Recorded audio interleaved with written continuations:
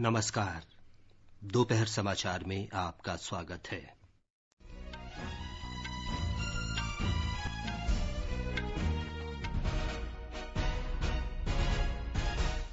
Rail विभाग ने देश के अनेक हिस्सों में फंसे 36 लाख यात्रियों के लिए 2600 श्रमिक विशेष रेलगाड़ियां चलाने का फैसला किया।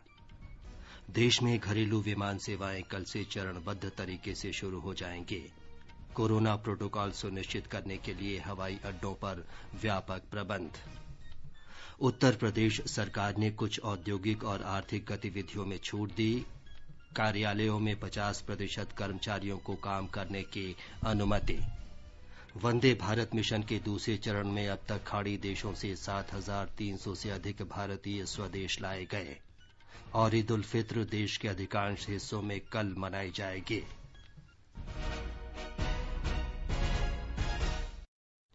दोपहर समाचार में अपनी सहयोगी पुष्पलता शर्मा के साथ मैं विमलेंदु पांडे। रेल विभाग ने देश में अगले 10 दिन में 2600 श्रमिक स्पेशल रेलगाड़ियां चलाने का फैसला किया है। इससे विभिन्न स्थानों पर फंसे 36 लाख लोगों को राहत मिलेगी।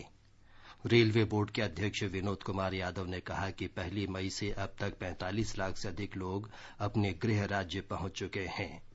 रेलवे ने पूर्णबंदी के दौरान फंसे कामगारों, पर्यटकों, श्रद्धालुओं और विद्यार्थियों तथा अन्य लोगों को विभिन्न स्थानों पर पहुंचाने के लिए श्रमिक स्पेशल रेलगाड़ियों का परिचालन शुरू किया था।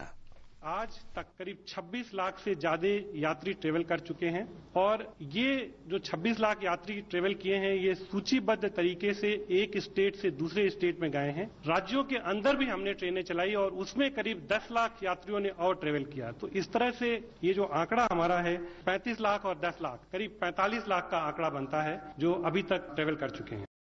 श्रमिक स्पेशल रेलगाड़ियां संबंधित राज्य सरकारों के अनुरोध पर गंतव्य स्थलों तक चलाई जा रही हैं। रेलवे और राज्य सरकारों ने समुचित समन्वय और परिचालन के लिए वरिष्ठ अधिकारियों को नोडल अधिकारी के रूप में नियुक्त किया है। राज्य सरकारों से समन्वय स्थापित करके रेलवे ने अपने नोडल ऑफिसर से अपॉइंट किए, राज्य सरकारों ने अपने नोडल ऑफिसर से अपॉइंट किए और एक जो एलॉबरेट सोशल डिस्टेंसिंग का प्रोटोकॉल है, हाइजीन का प्रोटोकॉल है और स्क्रीनिंग का प्रोटोकॉल है जिससे कि वो केवल एसिम्प्टोमेटिक लोग ही ट्रेवल करें, ये सब सारा प्रोटोकॉल फॉलो करते हुए हमने 1 मई 2020 उस दिन श्रमिक स्पेशल ट्रेन स्टार्ट की थी। भारतीय रेल ने ये भी इंतजाम किया कि किसी भी स्टेशन से अगर जरूरत पड़ेगी तो हम वो ट्रेन चलाने का हमने इंतजाम किया और माननीय प्रधानमंत्री जी के निर्देश पे सारे जो जिला अधिकारी थे उनको इंस्ट्रक्शंस दिए गए कि जहां भी उनको जरूरत पड़ती है, जो भी रिक्वायरमेंट आती है वो अगर वो रेलवे को बताएं तो रेलवे जहां भी हमारा रेलवे स्टेशन है वहां से ट्रेन चलाने के लिए तैयार है।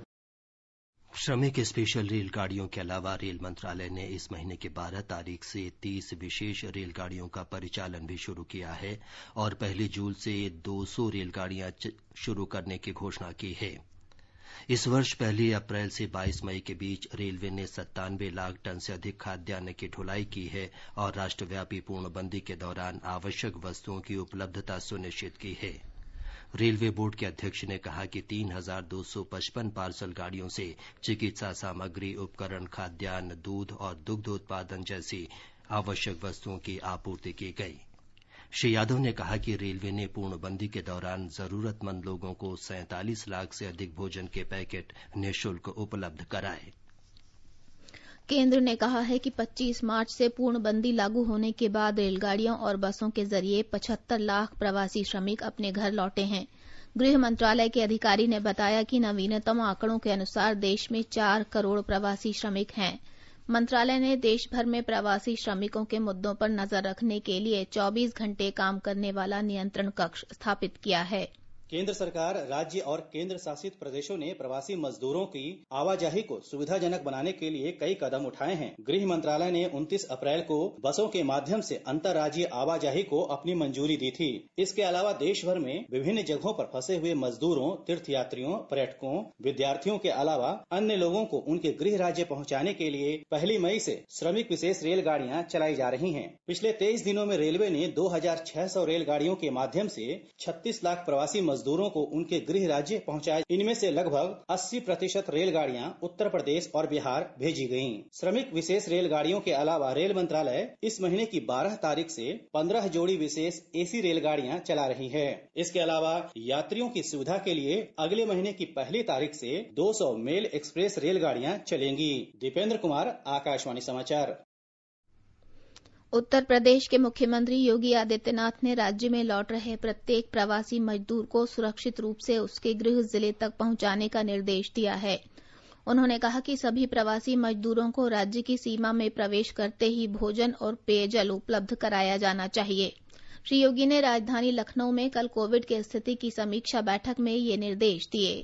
राज्य सरकार अन्य राज्यों में फंसे प्रवासी मजदूरों को वापस ला रही है।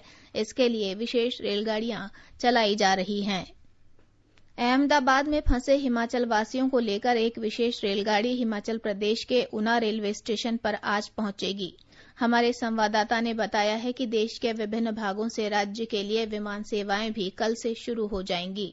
राज्य में आज गुजरात से 400 प्रदेशवासी स्पेशल ट्रेन द्वारा ऊना पहुंच रहे हैं। इन सभी लोगों को उनके जिले में बनाए गए संस्थागत क्वारंटाइन सेंटर पहुंचाने के लिए परिवहन समेत समुचित व्यवस्था की गई है। वहीं दूसरी ओर राज्य में कल से घरेलू उड़ानें भी संचालित होने जा रही हैं। ये उड़ानें दिल्ली से धर्मशाला और कुल्लू के लिए संचालित होंगी। इस बीच राज्य कैबिनेट ने राज्य में 1 जून से प्रतिबंधों के साथ सार्वजनिक परिवहन खोलने का फैसला किया है। संजीव सुंदरियाल, आकाशवाणी समाचार, शिमला। दिल्ली हवाई अड्डे से कल से घरेलू उड़ानें चरणबद्ध तरीके से फिर से शुरू हो जाएंगे। नागर विमानन मंत्रालय के अनुसार कोविड के कारण राष्ट्रव्यापी पूर्णबंदी के बाद लगभग 2 महीने तक विमान सेवाएं स्थगित रखने के बाद फिर शुरू की जा रही हैं। दिल्ली हवाई अड्डे पर शुरू में यात्री विमान टर्मिनल 3 से उड़ान भरेंगे। दिल्ली हवाई अड्डे की संचालक कंपनी डॉयल ने बताया है कि हवाई अड्डे पर सुरक्षित दूरी बनाए रखने और कोरोना से संबंधित सभी परामर्शों के पालन के प्रबंध किए गए हैं और विभिन्न स्थानों पर हैंड सैनिटाइजर रखा गया है। केंद्रीय नागर विमानन मंत्री हरदीप सिंह पुरी ने 25 मई से सभी घरेलू उड़ानों के दोबारा संचालन की घोषणा की है, लेकिन महाराष्ट्र के गृह मंत्री अनिल देशमुख ने रेड जोन वाले क्षेत्रों से उड़ानों के संचालन पर आपत्ति व्यक्त की है। हमारी संवाददाता ने बताया है कि महाराष्ट्र में मुंबई तथा औरंगाबाद, नासिक और पुणे जैसे बड़े शहरों में कोविड-19 मामलों की बहुत अधिक संख्या है।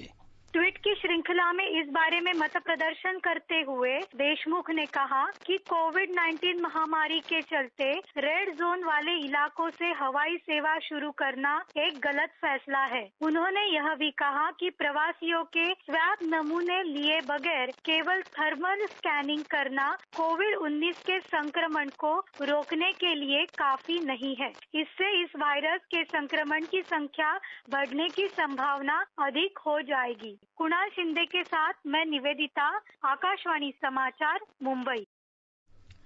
प्रधानमंत्री नरेंद्र मोदी ने मॉरिशस के प्रधानमंत्री प्रविंद जगनॉथ से कल टेलीफोन पर बातचीत की। उन्होंने मॉरिशस में कोविड के सफल नियंत्रण के लिए श्री जगनॉथ को बधाई दी। प्रधानमंत्री ने ट्विटर पर कहा कि भारत और मॉरिशस की जनता के बीच साझा संस्कृति और मूल्यों पर आधारित प्रगाढ़ और विशेष संबंध हैं।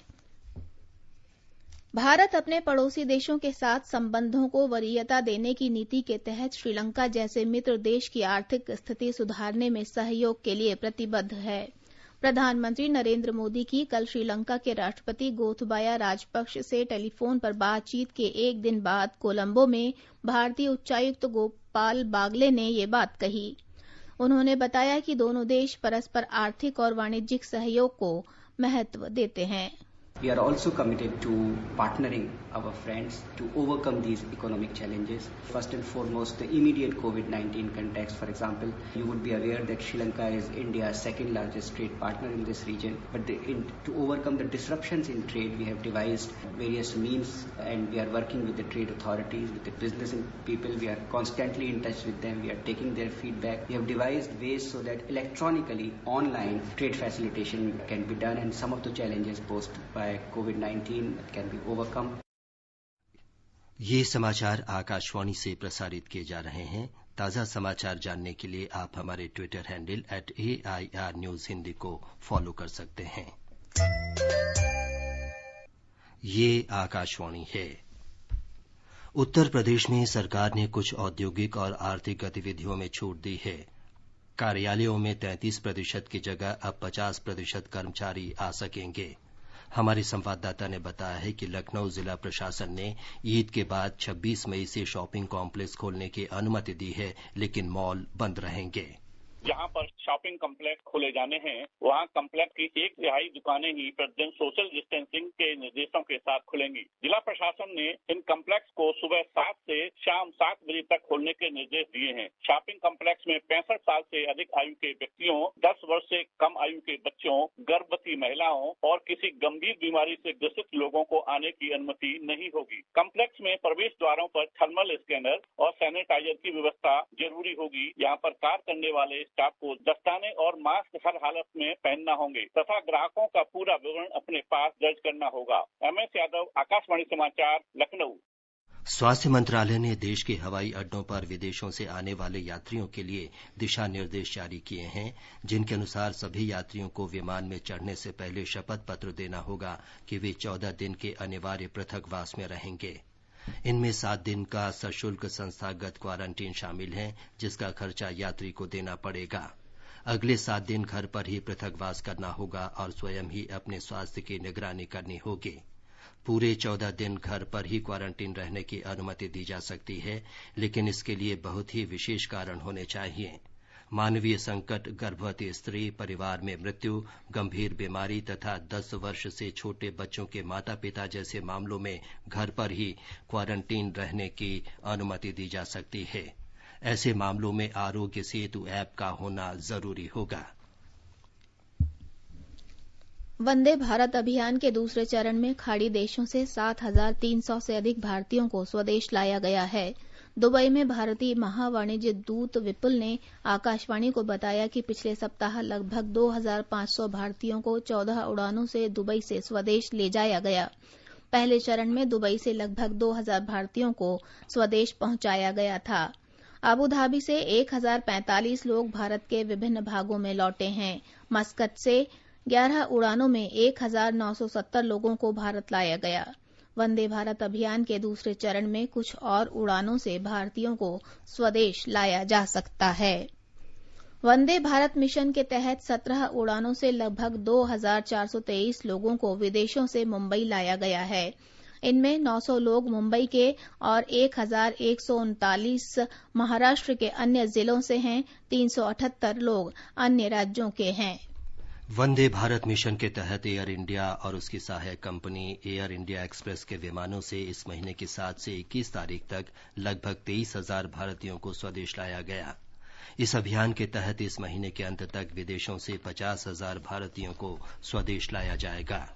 इस मिशन का दूसरा चरण 13 जून तक जारी रहेगा और इस दौरान 47 देशों से भारतीयों को लाया जाएगा। इस चरण में इस्तांबुल, हो ची मिन्ह शहर और लागोस जैसी जगहों को शामिल किया गया है। साथ ही अमेरिका और यूरोप के लिए भी उड़ानें बढ़ा दी गई हैं। भारत फ्रैंकफर्ट को मिशन का केंद्र बनाना चाह रहा है। 13 जून के बाद निकासी का तीसरा चरण शुरू होगा और इसमें निजी एयरलाइन शामिल हो सकती हैं। वंदे भारत मिशन के तहत संचालित की जा रही उड़ानों में सीट बुक करने के लिए यात्रियों को पैसा देना होता है। पहले चरण के दौरान सरकार ने 12 देशों के लगभग 15,000 भारतीयों को सुरक्षित देश पहुंचाया है। सुपर्णा सेकिया के साथ भूपेंद्र सिंह, आकाशवाणी समाचार, दिल्ली।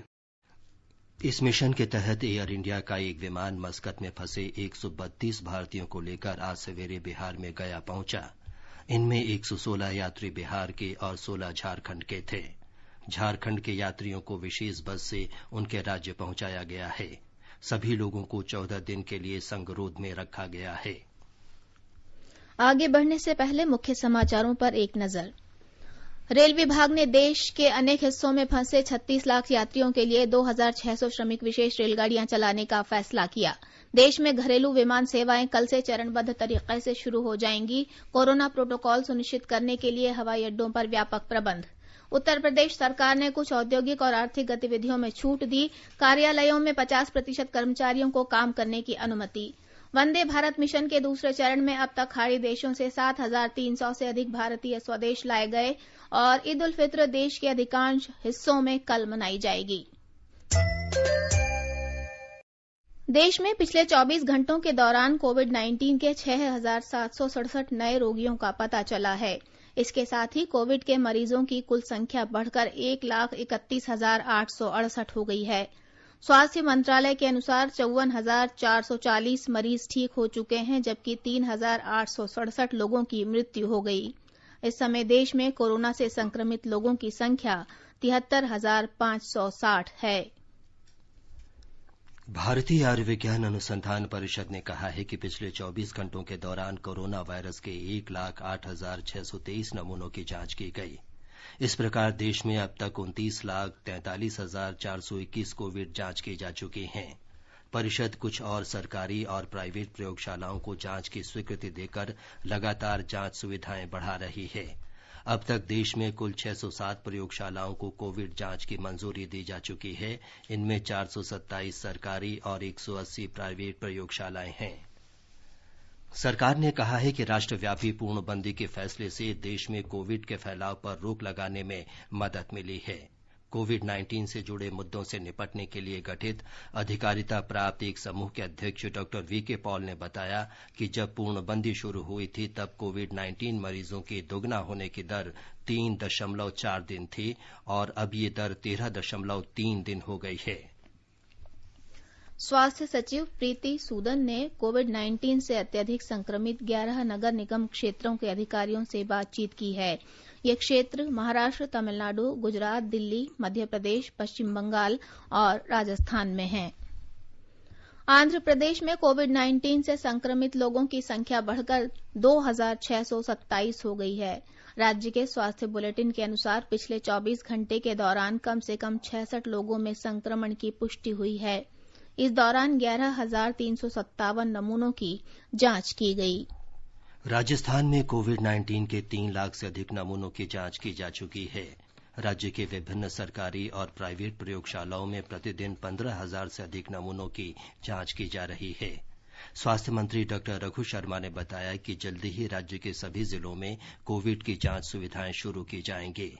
हमारी संवाददाता ने बताया है कि प्रतिदिन 25,000 नमूनों की जांच करने की योजना है। राज्य में कोरोना के सक्रिय मरीजों की संख्या बढ़कर 2,829 हो गई है। कुल सक्रिय मरीजों में से आधी से ज्यादा संख्या विभिन्न राज्यों से लौटे प्रवासियों की है। जयपुर, जोधपुर, उदयपुर, डूंगरपुर जिलों में सक्रिय मरीजों की संख्या 300 से ज्यादा है। प्रवासी आवागमन के बाद जालोर, पाली, सिरोही, राजसमंद, नागौर, भीलवाड़ा, बाड़मेर और सीकर जिलों में संक्रमित लोगों की संख्या में तेजी से बढ़ोतरी हुई है। इस बीच जयपुर से कल 13 शहरों के लिए 21 विमान सेवाओं का संचालन फिर शुरू हो जाएगा। ये उड़ानें दिल्ली, बेंगलुरु, मुंबई, हैदराबाद, पुणे, कोलकाता समेत देश के अन्य प्रमुख शहरों के लिए शुरू होंगी। आकाशवाणी समाचार के लिए जयपुर से जितेंद्र द्विवेदी। असम में आज कोविड-19 के 4 नए रोगियों का पता चला, जिसके साथ इस महामारी से प्रभावित सक्रिय मरीजों की संख्या 286 हो गई है। अब तक 57 लोग उपचार के बाद स्वस्थ हो चुके हैं। राज्य के स्वास्थ्य मंत्री हेमंत बिश्व शर्मा ने बताया कि राज्य में कोविड से 4 लोगों की मृत्यु हुई है। तमिलनाडु सरकार ने आज से चेन्नई और नियंत्रण वाले इलाकों को छोड़कर राज्य में सैलून और ब्यूटी पार्लर फिर से खोलने की अनुमति दे दी है। सैलून और ब्यूटी पार्लर सुबह 7 से शाम 7 बजे तक खुले रहेंगे, लेकिन इनमें एयर कंडीशनर चलाने की अनुमति नहीं होगी। छत्तीसगढ़ में एक स्व सहायता समूह की महिलाओं ने साबित किया है कि संकट को अवसर में बदला जा सकता है। कोविड-19 महामारी के दौरान अधिकतर उद्योगों पर विपरीत असर पड़ा है। ऐसे में राजनांदगांव जिले में एक स्व सहायता समूह की महिलाओं ने लाखों रुपए अर्जित किए हैं। हमारे संवाददाता ने बताया है कि लॉकडाउन के दौरान मां बमलेश्वरी महिला स्व सहायता समूह की लगभग 10,000 सदस्यों ने सैकड़ों टन जिमीकंद का उत्पादन किया। इन ग्रामीण महिलाओं ने लॉकडाउन के चलते जिमीकांदा की ऑनलाइन बिक्री भी शुरू कर दी है। समूह द्वारा फोन से बुकिंग प्राप्त कर होम डिलीवरी दी जा रही है। इस स्व सहायता समूह की महिलाओं ने सिर्फ जिमीकांदा का उत्पादन ही नहीं किया, बल्कि कोरोना वायरस के इस चुनौतीपूर्ण समय में फेस मास्क की मांग को देखते हुए 3 लाख मास्क भी तैयार किए हैं। इन मास्क के लिए समूह को मुंबई सहित अन्य शहरों से ऑनलाइन ऑर्डर भी प्राप्त हो रहे हैं। राजनांदगांव से मिथिलेश देवांगन के साथ आकाशवाणी समाचार के लिए रायपुर से मैं विकल्प शुक्ला। कर्नाटका के बेंगलुरु में नैनो और सॉफ्ट मैटर विज्ञान केंद्र के शोधार्थियों ने एक विशेष मास्क बनाया है। इस मास्क से बोलते समय मुंह के आगे पर्याप्त जगह बनाए रखने में मदद मिलती है। मास्क के व्यापक उत्पादन के लिए ये प्रौद्योगिकी बेंगलुरु की एक कंपनी को दी गई है। मध्य प्रदेश में मनरेगा के तहत ग्रामीणों को रोजगार उपलब्ध कराने में नक्सल प्रभावित बालाघाट जिला पहले स्थान पर है। यहां 1,23,000 श्रमिकों को रोजगार उपलब्ध कराया गया।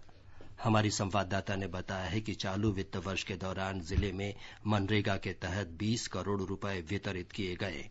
कोरोना प्रेरित लॉकडाउन के समय में जिले में 20 अप्रैल से मनरेगा के कार्य शुरू किए गए हैं और केवल एक महीने में जिले में मनरेगा से 17 लाख मानव दिवस का रोजगार सृजित हुआ है। कोरोना संक्रमण को रोकने के लिए 1,08,000 मजदूरों को मास्क भी वितरित किए गए हैं। वहीं दूसरी ओर राज्य आपदा राहत कोष से श्रमिकों को अब तक 3,64,700 क्विंटल अनाज वितरित किया गया है। राज्य के खाद्य मंत्री गोविंद सिंह राजपूत ने बताया कि राज्य में अब तक 1,88,000 लोगों को 2 करोड़ से अधिक खाद्य पैकेट और 83 लाख पैकेट अनाज उपलब्ध कराया गया है। 1 अप्रैल से राज्य में toll free food helpline number भी लगातार काम कर रहा है। संजीव शर्मा, आकाशवाणी समाचार, भोपाल। मनरेगा के एक लाभार्थी जनक राज केंद्र शासित प्रदेश जम्मू कश्मीर के कटरा में काम करते हैं। उन्हें प्रतिदिन काम मिल रहा है। उन्होंने मनरेगा के तहत मिलने वाले काम के लिए सरकार का आभार व्यक्त किया। मेरा नाम जनक राज है। प्रधानमंत्री का बहुत शुक्रियाबाद है जिन्होंने रोजगार लगाया है ये काम करने के लिए, और दिहाड़ी के लिए कोई काम नहीं था। आकाशवाणी का समाचार सेवा प्रभाग विशेषज्ञों की राय कार्यक्रम में कोविड-19 महामारी के बारे में जाने माने चिकित्सा विशेषज्ञों की राय से अवगत कराता है। अखिल भारतीय आयुर्विज्ञान संस्थान के फेफड़ा रोग विभाग के अध्यक्ष डॉ अनंत मोहन ने लोगों को सलाह दी है कि हाइड्रोक्सी क्लोरोक्वीन या अन्य किसी मलेरिया प्रतिरोधक दवा का सेवन डॉक्टर के परामर्श के बिना न करें। Please do not take medicines such as azithromycin, other antibiotics, antivirals or hydroxychloroquine or other antimalarials without a proper prescription by a doctor. Do not self-medicate. संस्थान की ही वरिष्ठ नर्सिंग अधिकारी जयंसिता गुंजियाल ने सुरक्षित दूरी बनाए रखने पर जोर दिया। Social distancing is a non-pharmaceutical infection prevention and control intervention to break the chain of infection. Akashvani का समाचार सेवा प्रभाग आज फोन इन कार्यक्रम में कोविड-19 पर विशेष परिचर्चा प्रसारित करेगा। अखिल भारतीय आयुर्विज्ञान संस्थान एम्स के निदेशक डॉ रणदीप गुलेरिया परिचर्चा में भाग लेंगे। यह कार्यक्रम रात 9:25 से एफएम गोल्ड चैनल और अतिरिक्त मीटरों पर सुना जा सकता है। श्रोता स्टूडियो में सीधे फोन कर विशेषज्ञों से सवाल पूछ सकते हैं। नंबर है 01123314444। हमारा टोल फ्री नंबर है 1800115767। हैशटैग AskAIR का इस्तेमाल कर Twitter handle @AIR news alerts के जरिए भी सवाल पूछे जा सकते हैं। सरकार ने व्हाट्सएप के उस संदेश का खंडन किया है जिसमें दावा किया गया है कि आयुष्मान-योजना.org आयुष्मान भारत योजना की आधिकारिक वेबसाइट है। पत्र सूचना कार्यालय ने ट्वीट संदेश में कहा है कि ये दावा निराधार है। इसमें कहा गया है कि राष्ट्रीय स्वास्थ्य प्राधिकरण ने स्पष्ट किया है कि आयुष्मान भारत योजना की आधिकारिक वेबसाइट www.pmjay.gov.in है। जाने माने फिल्म अभिनेता रजा मुराद ने लोगों से कोविड-19 के बारे में सुरक्षित दूरी बनाए रखने को कहा है। उन्होंने कहा कि जनता को सरकार के सभी दिशा निर्देशों का पालन करना चाहिए। आप सबसे ये इल्तिजा करता हूं कि ये जो ईद है ये बहुत ही सादगी से मनाएं। इसमें ज्यादा खर्च करने की या नए कपड़े खरीदने की जरूरत नहीं है। इस वक्त जो जरूरतमंद लोग हैं जो आज काम नहीं कर रहे हैं कोविड-19 की वजह से, वो ज्यादा मुस्तहिक हैं इन पैसों के, इस मदद के। उसकी हमें खिलाफ वर्जी नहीं करनी है। हमें ईद घर पे ही सादगी से मनानी है और न ही हमें किसी से गले मिलना है और न ही हमें हाथ मिलाना है।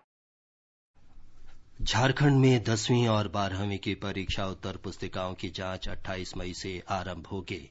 झारखंड के शिक्षा बोर्ड ने राज्य के शिक्षा विभाग से स्वीकृति मिलने के बाद निश्चित समय सीमा में उत्तर पुस्तिकाओं के मूल्यांकन की प्रक्रिया निर्धारित की है।